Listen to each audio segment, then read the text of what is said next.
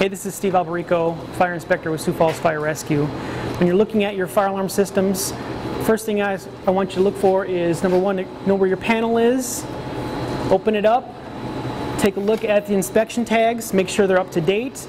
You should have either a quarterly or annual check on that. It's also a good time to review where your system components are and make sure that they're uncovered and can be seen. For example, any strobes, where your manual pull station is, and just have a general knowledge of where those things are. Thank you.